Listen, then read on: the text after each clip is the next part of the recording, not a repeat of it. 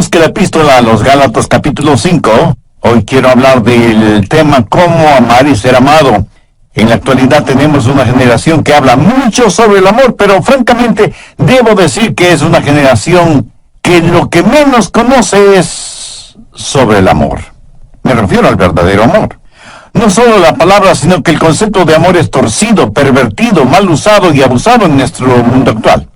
Por lo general la gente no sabe lo que es el amor.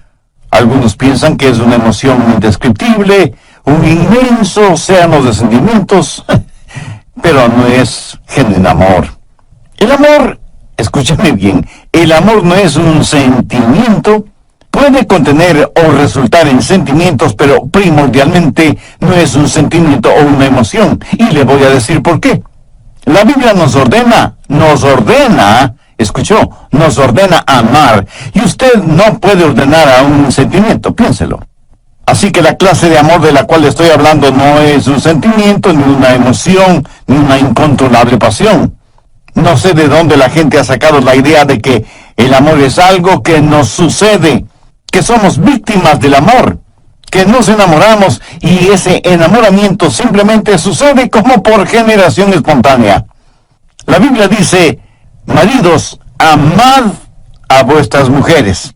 Por favor, note que esto no es una sugerencia, es una orden, porque el amor verdadero tiene que ser una decisión y una conducta. Usted puede escoger el amar, y cuando así lo hace, el amor no es primordialmente un sentimiento, sino algo que usted hace. La razón por la cual estamos tan confundidos en este mundo y en este asunto es que usamos una sola palabra para el amor. Los griegos eran más exactos y tenían varias palabras para hablar del amor. Por ejemplo, la palabra eros, raíz de palabras como erotismo, erótico, dan a entender la clase de amor que un hombre puede sentir por una mujer, y viceversa, y eso está bien. De hecho, es maravilloso, pero no es de eros de lo que estoy hablando. Aunque debemos amar a todos, no amamos a todos en forma erótica, y ni siquiera tengo que elaborar en este punto. Otra palabra griega para amor es fileo, que abarca lo que es el amor fraternal, la amistad, el compañerismo, la camaradería. En varios países del mundo hay ciudades que se llaman Filadelfia, o sea, amor fraternal. Y eso es muy positivo. Pero quiero centralizar mi mensaje en la palabra ágape, que tiene que ver con el amor divino, cómo tenerlo, cómo darlo, cómo recibirlo. Si usted quiere exhibir un diamante, lo pondrá sobre un terciopelo negro. Entonces podrá apreciar ese diamante en toda su exquisita belleza y perfección. ¿Sabe qué eso hace Dios con el amor ágape? Lo pone sobre el terciopelo negro de las obras de la carne. Veamos Gálatas 5, empezando en el verso 19. Y manifiestas son las obras de la carne, que son adulterio, fornicación, inmundicia, lascivia, idolatría, hechicerías, enemistades, celos, iras, contiendas, disensiones, herejía, envidias, homicidios, borracheras, orgías y cosas semejantes a estas. Note que todas estas cosas que el apóstol menciona son totalmente opuestas al amor. Y Pablo continúa diciendo, los que practican tales cosas no heredarán el reino de Dios. Ahora, si usted puede relacionar su nombre con esta lista, si ese es su estilo de vida, si eso es algo que usted practica voluntariamente, a menos que usted se arrepienta y busque el perdón de Dios, su camino tiene un destino final, el infierno. La palabra de Dios es completamente clara y tajante al respecto. Los que practican tales cosas no heredarán el reino de Dios. Y eso es lo que Dios dice. Esto no significa que usted como creyente no tropezará ni caerá. Pero aquí se habla de un estilo de vida, de algo que se hace voluntaria y frecuentemente. Y si usted no practica un estilo de vida cristiano, eso quiere decir que usted no es salvo. Veamos ahora los versos 22 y 23. Mas el fruto del Espíritu es amor, gozo, paz, paciencia, benignidad, bondad, fe, mansedumbre, templanza. Contra tales cosas no hay ley. Nunca habrá una ley que diga que no puede amar, que no debe ser bondadoso o que le prohíba ser humilde, ¿verdad? Pero sí hay leyes contra las obras de la carne, pero no hay leyes contra el fruto del Espíritu. Hay 9 cualidades en el fruto del Espíritu y vamos a estudiarlas tanto como nos sea posible. Pero no solo que vamos a ver el fruto del Espíritu, sino que nos vamos a examinar a nosotros mismos para saber si somos en realidad cristianos espirituales y maduros. Vivimos en una generación que habla mucho acerca de los dones del Espíritu, profecía, hablar en lenguas, sanidades. Parece que cada persona está diciendo: este es mi don espiritual, ¿cuál es el tuyo? Dios nos ha dado a cada uno de nosotros un don espiritual y necesitamos descubrir cuál es ese don y desarrollarlo y ponerlo en práctica. Pero escucha atentamente lo que voy a decir. Ningún don espiritual es señal o marca de madurez espiritual. La iglesia de Corinto fue una iglesia completamente carnal, a pesar de la práctica de dones espirituales. Si yo quiero saber cuán madura es espiritualmente una persona, jamás examino sus dones, examino sus frutos, porque la marca de la madurez espiritual no está en el don, sino en el fruto. Al describir ágape, el amor divino, debemos notar varias cosas. Primero, el amor tiene que ver con decisión y conducta. Segundo, la descripción de este amor. Tercero, el desarrollo de este amor. Y cuarto, el deseo por este fruto. ¿Qué cualidades tiene el amor ágape? ¿Cómo podemos describirlo? Y como nosotros no podemos describirlo, Dios utilizó al apóstol Pablo para que describa el amor ágape en 1 Corintios 13. El amor ágape tiene 10 cualidades distintivas, de acuerdo a 1 Corintios 13. Si en su corazón y en su vida usted tiene estas 10 cualidades, entonces usted es un cristiano espiritualmente maduro. Primero, el amor ágape es sufrido. 1 Corintios 13:4, el amor es sufrido. El verdadero amor nos capacita para ser pacientes. Si usted es una persona impaciente, si dice: amé a tal persona hasta donde pude, pero ya no merece mi amor y por eso he renunciado a seguirla amando. Amigo, cuando usted deja de amar, ese momento es cuando usted menos se parece a Jesucristo. La Biblia dice que Jesús, habiendo amado a los suyos, los amó hasta el fin. El verdadero amor es sufrido, paciente. Perdona 70 veces 7, pero no se contenta con perdonar 490 veces, sino que sigue perdonando y perdonando y perdonando. ¿Por qué? Porque el amor es sufrido. Segundo, el amor ágape es benigno. ¿Y ahora qué es benignidad? Es servirnos los unos a los otros. No es servirnos los unos de los otros. Si nos amáramos, ¿qué haríamos los unos por los otros? Permítame ilustrar esto en primera persona. Si usted me ama, ¿qué es lo que me daría? No me daría lo que yo merezco, sino lo que yo necesito. Veamos Lucas 6, los versos 27 y 28. Pero a vosotros los que oís os digo: amad a vuestros enemigos, haced bien a los que os aborrecen, bendecid a los que os maldicen y orad por los que os calumnian. ¿Qué debemos hacer por nuestros enemigos? Amarles, ayudarles, ser bondadosos con ellos, orar por ellos. Y algunos de ustedes estarán pensando: pastor, yo no puedo hacer eso ni siquiera por mis amigos, menos lo voy a hacer por mis enemigos. Permítame hacer una pregunta. ¿Alguna vez lo ha tratado siquiera? Si alguien le ha hecho daño, ¿ha tratado usted de hacerle un bien? En otras palabras, ¿es usted para esa persona una bendición? Porque eso, mi amigo, es el amor ágape. Tercero, el amor ágape es sincero. El verso 4 dice: el amor no tiene envidia. Si usted es una persona envidiosa, celosa, es porque no ama a la persona que envidia o que cela. Si usted me envidia o yo le envidio, es porque ambos queremos las cosas que el otro tiene. Si yo quiero algo que es suyo, no me regocijaré de que usted lo tenga. Eso no es amar con sinceridad, así como no lo es que me disguste sobremanera cuando usted es alabado, cuando considero que su ganancia es mi pérdida. ¿De qué amor sincero podría estar hablando? El amor verdaderamente sincero se regocija cuando los demás son bendecidos y prosperados.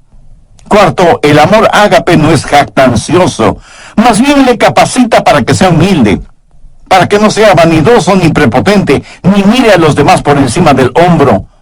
La Biblia dice que no debemos considerarnos más que los demás. Busque Proverbios 21:4. Altivez de ojos y orgullo de corazón y pensamientos de impíos son pecado. El orgullo y el genuino amor no pueden habitar en nuestro corazón al mismo tiempo. No podemos ser vanidosos y bondadosos a la misma vez. Una persona llena de egoísmo y orgullo jamás puede ser una persona llena del amor ágape. Sabe que las personas orgullosas son además argumentativas. La Biblia dice que solo por el orgullo viene la contención. ¿Sabe cuál es el problema en los hogares cuando hay argumentos y contenciones? Que se están enfrentando nuestros egoísmos y nuestros orgullos y ninguno quiere perder. Quinto, el amor ágape es considerado. Verso 5. No hace nada indebido. ¿Sabe lo que eso significa? Significa que el verdadero amor es cortés, gentil. Cuando una persona hace lo indebido es una persona tosca, ruda. Y todos conocemos a personas así, ¿no es cierto? Empujan para pasar, nunca piden permiso ni disculpas, se meten a la fuerza, desconocen las palabras por favor y muchas gracias. Lo triste y lamentable es que hay muchos cristianos que son así. ¿Qué es la cortesía? Pues no es nada más que la demostración del amor en las cosas pequeñas o aparentemente insignificantes. ¿Y quién no tiene amor en las cosas pequeñas? ¿Cómo podría tenerlo en las cosas grandes? Cuando usted encuentra a una persona ruda, tosca, tenga la seguridad de que ha encontrado a una persona que no conoce el amor. Una persona que no puede ser el reflejo del Señor Jesucristo, quien fue humilde y gentil, y siempre pensó primero en los demás. Sexto, el amor ágape es un amor que se niega a sí mismo. Mire lo que dice el verso 5. No busca lo suyo. Nunca dice, yo primero, o yo conozco mis derechos. Escúcheme, cuando usted oye a una persona decir que conoce sus derechos, tenga la seguridad de que no está hablando motivada por el amor. Permítame decir una cosa muy importante. Cuando usted recibió al Señor Jesucristo y fue salvo, usted perdió todos sus derechos. Porque ¿qué derechos tiene una persona muerta? Usted está crucificado con Cristo. Ha sido comprado por un precio. Ahora pertenece a Jesucristo. Y ahora sus derechos son los derechos de Jesús. Y Él es quien le ordena amar. Usted ya no puede buscar lo suyo. Debe procurar el honor y la gloria para Jesús y el bienestar de los demás. Ese es el genuino amor que no busca lo suyo. Un muy consagrado siervo de Dios alguna vez dijo, cuando usted enseña a alguien sus derechos, tendrá una revolución. Cuando usted enseña a la gente sus responsabilidades, tendrá un avivamiento. Muy bien dicho, ¿no le parece? Cuando dejemos de pensar en nuestros derechos y comencemos a pensar en nuestras responsabilidades, cuando dejemos de buscar solo lo nuestro y comencemos a hacer de bendición para los otros, le aseguro que las cosas cambiarán en el mundo. Séptimo, el amor ágape es un amor sereno. Dice la Biblia que el amor no se irrita. ¿Conoce usted a personas que son como fósforo y que se encienden con el menor roce? Con la más insignificante provocación explosionan, afectando a todos y a todo a su alrededor. Y luego dicen, no quise hacerlo, lo siento. Lo bueno es que se me pasa pronto. Eso podrá ser cierto, pero hay cadáveres a su alrededor. Un huracán o un terremoto es solo cuestión de segundos, y sin embargo, mire toda la devastación que dejan. Uno no pierde el temperamento así porque sí. Si usted explota de esa manera es porque en su interior, en su corazón, no existe el amor de Dios. Si quiere saber con qué está lleno, vea qué es lo que sale de usted cuando es provocado. Una de las manchas en la vida de muchos cristianos es precisamente un temperamento irascible. El verdadero amor es sereno. No se lo puede provocar con facilidad, y cuando es provocado, sabe responder con mansedumbre y con humildad. Octavo, el amor ágape es un amor sacrificial. ¿Qué quiere decir un amor sacrificial? Note las tres palabras finales del verso 5. No guarda rencor. O sea, no va acumulando las faltas de otros. El amor ágape tiene la capacidad de perdonar y olvidar. Pero eso, mi amigo, eso cuesta. En algún programa anterior dije que no puede haber perdón sin que alguien pague el precio. Por ejemplo, si usted me debe $100 y yo le perdono esa deuda, el perdonarle me costó $100. ¿Lo entiende? Muchos de nosotros somos magníficos amanuenses y mantenemos una detallada lista de lo malo que los otros nos han hecho. Y no solo somos amanuenses, sino también buenos contadores, y en nuestro libro de contabilidad anotamos minuciosamente lo que los otros nos deben. Y no estoy hablando necesariamente de dinero. Tenemos necesidad de aprender a perdonar y olvidar, sabiendo que hay un precio que pagar y un dolor que experimentar. El precio y el dolor lo pagó y lo sintió Cristo en la cruz del Calvario. Es la máxima demostración del amor sacrificial. ¿Ha aceptado usted el amor sacrificial de Cristo? Recuerde que nadie puede dar lo que no tiene. Si usted no tiene amor en su corazón, no podrá dar amor a nadie. Dios le ama y quiere salvarle. Jesús murió en la cruz para pagar la deuda de sus pecados. Si usted desea ser salvo ahora mismo, humíllese delante de Dios, confiese y arrepiéntase de sus pecados, e invite a Jesús a vivir en su corazón como su Salvador y Señor. Y pídale que le ayude a hacer lo que Él quiere que usted sea. Decídase a hacer un testimonio vivo de su gracia y misericordia, a pesar de las circunstancias o de las consecuencias.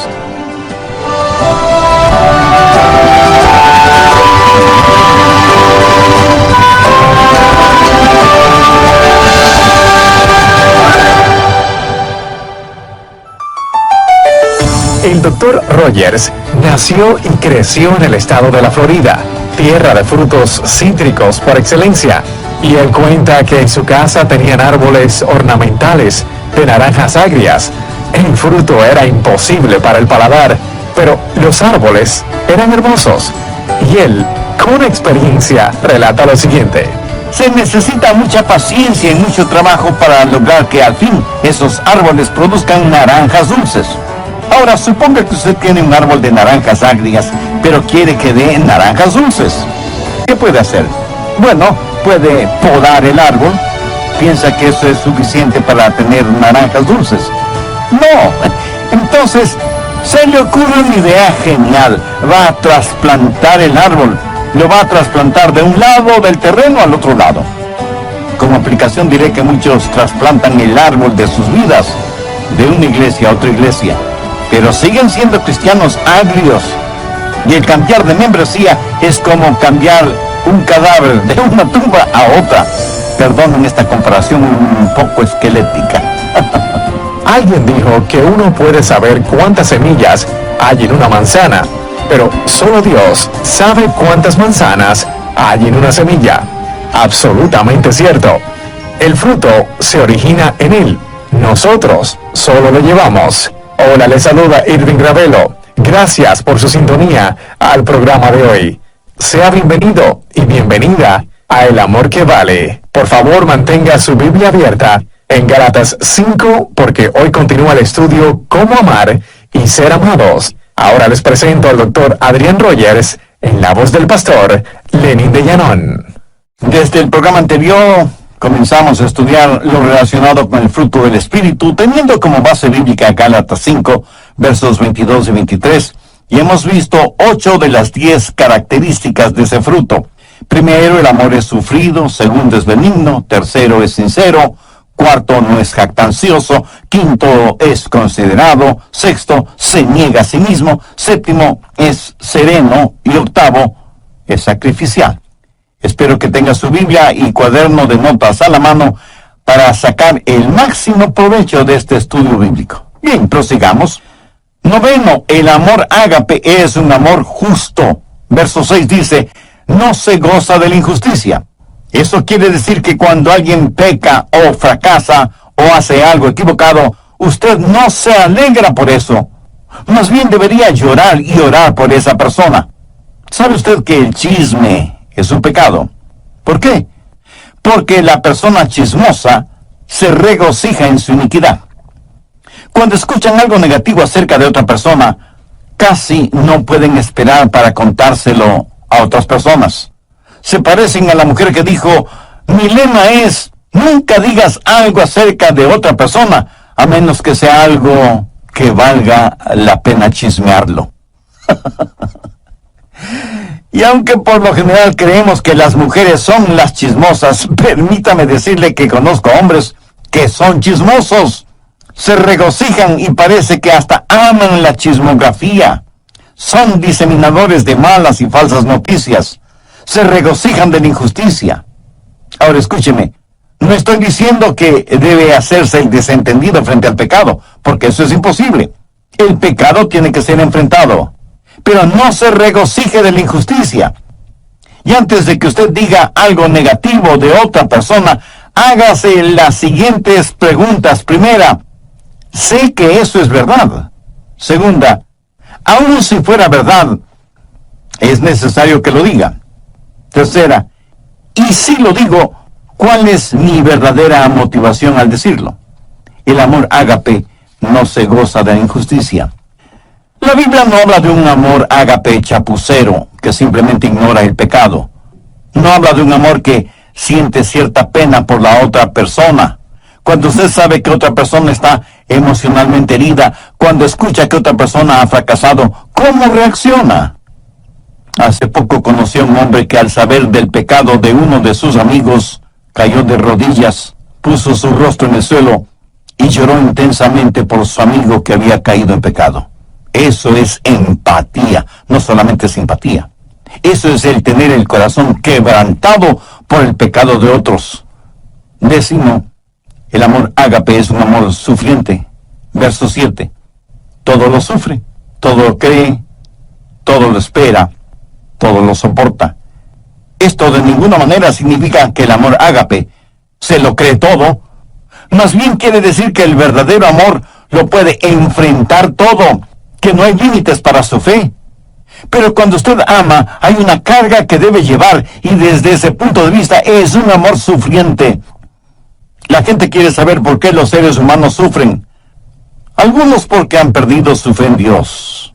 Dicen, ¿por qué Dios permite que los humanos sufran? Si Él es un Dios que todo lo sabe y todo lo puede, ¿por qué no detiene o elimina el sufrimiento? Escúcheme, Él pudo haberlo hecho. ¿Sabe cómo? Pues no creando a los seres humanos, o creándolos sin libre albedrío. Pudo habernos hecho robots, como una máquina tecnológica. Pero hubiera significado no tener ningún compañerismo con nosotros. Porque, verá, cuando Dios nos creó, corrió un divino riesgo. Él sabía lo que nosotros le íbamos a costar. Exactamente lo que sucede con padres que procrean hijos. ¿O usted cree que esto de tener hijos es como comerse un pastelito de manzana? Mi amigo, tener hijos cuesta no solo en términos monetarios, sino también espirituales y emocionales.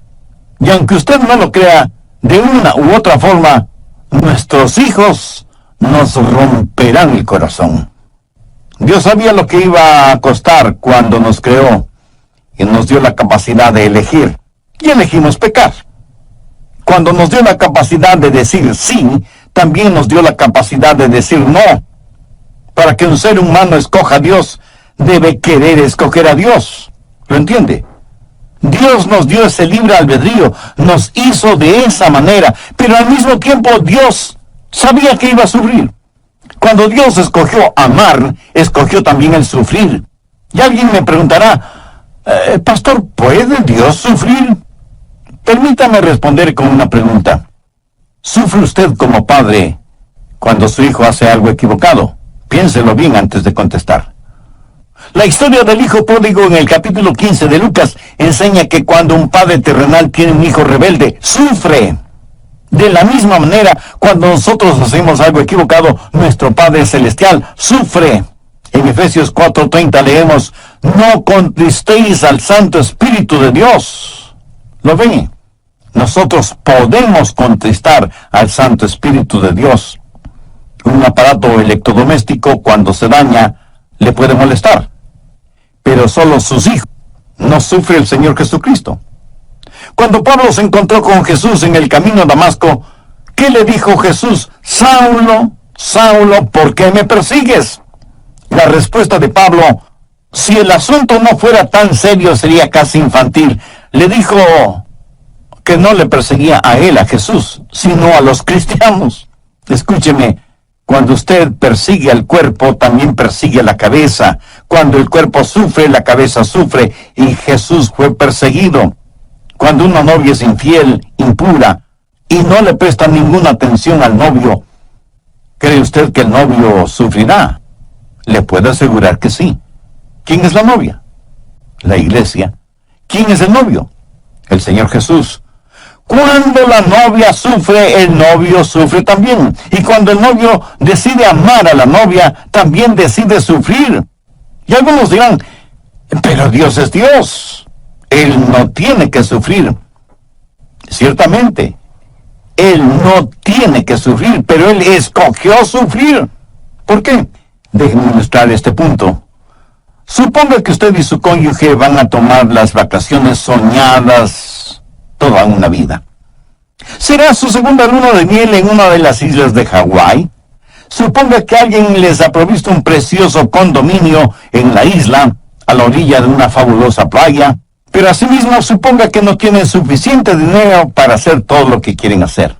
Pero ya están ahí, dispuestos a disfrutar a plenitud del sol, la playa, el mar, las palmeras, la música y la deliciosa comida. Suponga que más o menos a las 6 horas de estar en la isla, en el continente, uno de sus nietos es golpeado por un automóvil y las preguntas surgen de inmediato. Debemos llamar a los abuelos para avisarles. Debemos interrumpir sus tan anheladas vacaciones. Ahora, ¿cuántos abuelitos y abuelitas que me están escuchando dirían, prefiero no saber nada y que me dejen disfrutar de mis vacaciones? ¿Cuántos tendrían la actitud de, si algo malo sucede, sea lo que sea, no queremos saberlo? No queremos que nada arruine nuestras vacaciones. Le puedo asegurar que antes de viajar rumbo a Hawái, usted habrá dicho a sus hijos y demás familiares, si algo sucede, llámenos de inmediato. Si algo podemos hacer desde allá, lo haremos. Y si no, regresaremos en el próximo vuelo. Eso es lo que hace el amor sacrificial. Las necesidades de los otros están o deben estar por encima de nuestras satisfacciones personales. Porque cuando usted se preocupa de las necesidades de los demás, sentirá una satisfacción personal indescriptible. Tercero, el desarrollo de este amor. Busque Gálatas 5:19. Habla de las obras de la carne. Las obras de la carne son naturales. Las obras del Espíritu son sobrenaturales. Las obras de la carne es lo que hace el pecado en nosotros. El fruto del Espíritu es lo que Dios hace por medio de nosotros. Esta clase de amor no la podemos producir por nosotros mismos, pero es la clase de amor que debemos llevar. En Juan 15:5 leemos que Jesús dijo, yo soy la vid, vosotros los pámpanos, separados de mí nada podéis hacer. Note que Jesús no dice que nosotros produciremos esta clase de amor. Romanos 5:5 es un versículo muy interesante, porque el amor de Dios ha sido derramado en nuestros corazones por el Espíritu Santo que nos fue dado. ¿Lo ve? Aquí se está hablando de un amor sobrenatural, el amor que proviene de la vid, se esparce en los pámpanos y produce el fruto. ¿Lo entiende? Usted no produce el fruto, solamente lo lleva. Yo nací y fui criado en la Florida.